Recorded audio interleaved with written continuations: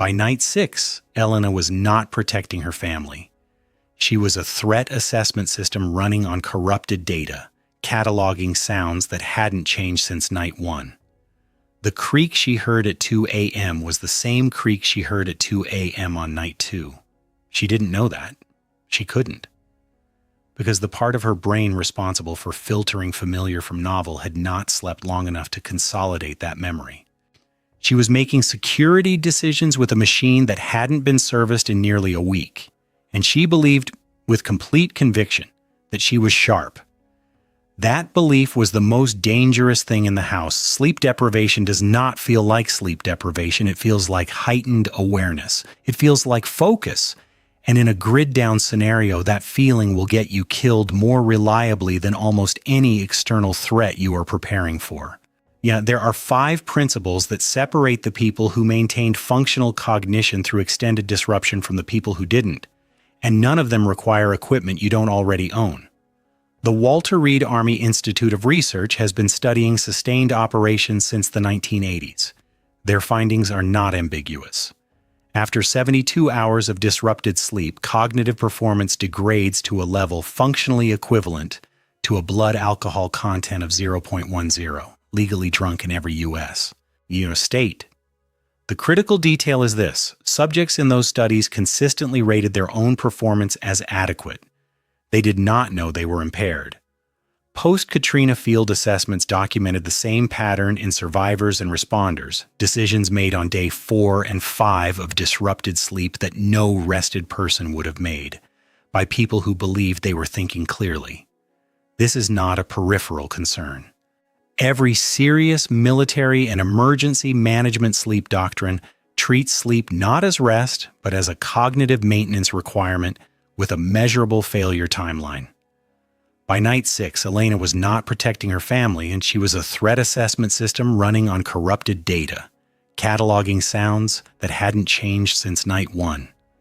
Her amygdala, the brain's primary threat detection circuit, was not broken.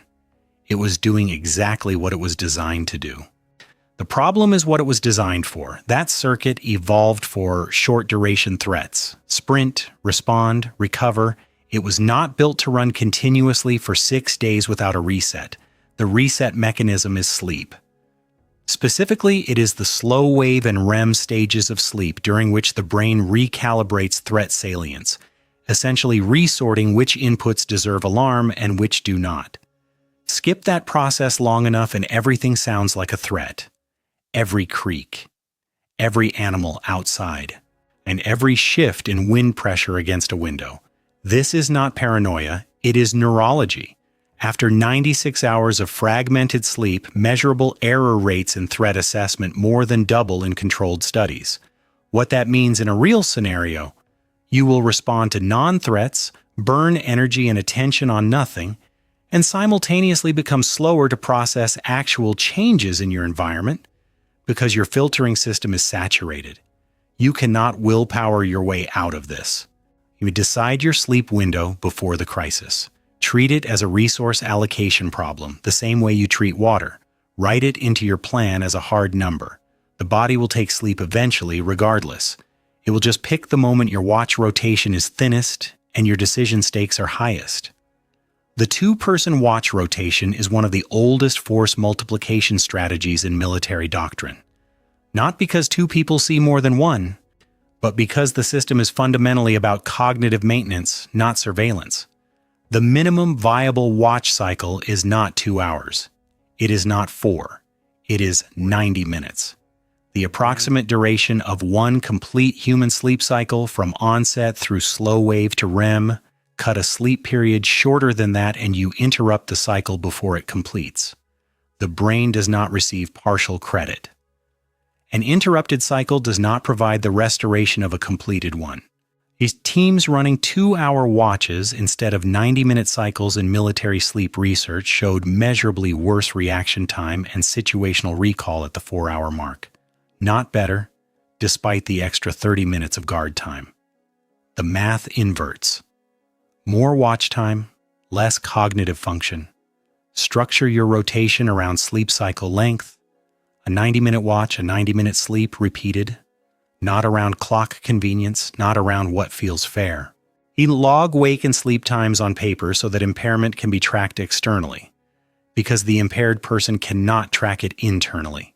Never wake a person mid-cycle without cause. Protect the cycle the way you protect your water supply. You are not guarding a perimeter. You are managing a cognitive resource that expires without maintenance. The Caldwell family sheltered in place for 11 days in a structurally sound home following a regional infrastructure failure. They had food. They had water. They had a plan. What they did not have was a designated sleep environment, and what that cost them was 11 nights of fragmented, partial arousal sleep that left all 4 of them making worse decisions on day 8 than on day 1. The mechanism is the ascending arousal system, the network of brain structures responsible for switching you between sleep and wakefulness. In a familiar environment, this system has a calibrated baseline. It knows which sounds belong and which don't. In a disrupted environment, that baseline is gone. Every unfamiliar sound, every temperature fluctuation, every change in air quality gets flagged, not consciously, just enough to pull you out of deep sleep into a lighter stage. You never fully wake up. You never fully sleep. Research on disaster shelter populations shows that even one full consolidated sleep cycle in a controlled microenvironment reduces next-day decision error rates by approximately 30%, compared to the same duration of fragmented rest. One cycle. 90 minutes of real sleep outperforms 6 hours of half sleep. Designate one physical space in your shelter as the sleep zone and treat it as sacred. Use passive sound masking, moving water, mechanical white noise, to narrow the threat detection bandwidth so the ascending arousal system stops flagging ambient variation. Control temperature. Sleep medicine literature consistently identifies 65 to 68 degrees Fahrenheit as the range that most reliably supports sleep, onset, and maintenance. Your nervous system cannot tell the difference between a threat and a draft, and it will not try. The diphenhydramine in your go bag is not a sleep aid. It is a REM suppressant wearing a sleep aid's label. Diphenhydramine is the active ingredient in most over-the-counter sleep products. It works by blocking histamine receptors, which produces drowsiness and reduces sleep onset time. What it also does, and what the label does not feature prominently on reviewers, is suppress REM sleep, not slightly, significantly, and REM is not optional recovery. It is the stage during which the brain processes emotional memory, consolidates threat recognition patterns, and recalibrates impulse control. REM deprivation produces a specific cognitive deficit distinct from general fatigue. Reduced emotional regulation and degraded impulse control even in people who feel rested. FEMA operational medicine guidance and military field medical references both flag antihistamine-based sleep aids as problematic in sustained operational contexts for exactly this reason. You fall asleep faster, you wake up having processed less. If pharmacological support is necessary, low-dose melatonin, 0.5 milligrams, not the 5 or 10 milligram doses that dominate consumer shelving, supports sleep onset without suppressing architecture. I document any sleep aid use in a written log so the person on the next watch knows what was taken and when. Never use any sedative during a watch rotation. The pill that helps you fall asleep in a quiet suburb will hollow out the cognitive function you need the next morning. Marcus had been awake for 61 hours when he made the decision to check the eastern fence line, and he will never know whether what he heard was real. He was alone. Genuinely alone. No watch rotation. No second person to hand the perimeter to while he slept. This is the scenario preparedness content most often skips because it has no clean solution. It does have a protocol. The concept is called anchor sleep, a term used in military medicine and expedition contexts to describe a single consolidated sleep block that, even when shortened by circumstance, is protected as the primary cognitive recovery event. It is not the only sleep you get. It is the sleep you do not compromise. In research from single-handed ocean racing and one of the very few civilian environments that has generated hard longitudinal data on solo sleep management under sustained operational stress, shows that a protected 90-minute anchor block preserved more decision-making function the following day than 6 hours of fragmented 20-minute naps across the same period. The brain needs one complete cycle more than it needs accumulated minutes. Identify your anchor sleep window before fatigue sets in, not during hour 58 when your judgment is already degraded. Physically prepare the environment in advance. Use passive perimeter indicators, decor, safe, noise-making tripwires, animals, mechanical alarms, to extend your threat detection range so your nervous system can release enough vigilance to actually sleep. Accept the degradation. Plan for it rather than against it. And write a decision log before your anchor window so that any choices made in the hours immediately after waking can be reviewed against a baseline you set when you were still functional. You cannot guard everything, and the attempt will kill you faster than the threat. Here is what the evidence actually says. Hypervigilance is not preparation. It is a neurological trap with a documented failure timeline that begins before most people recognize they are in it. Watch rotations only work when they are structured around sleep cycle length, not convenience. Environmental modification of a single sleep zone produces measurable cognitive improvement with no equipment beyond temperature and sound management. The most common OTC sleep aid in your prep kit suppresses the exact sleep stage your brain needs most under stress.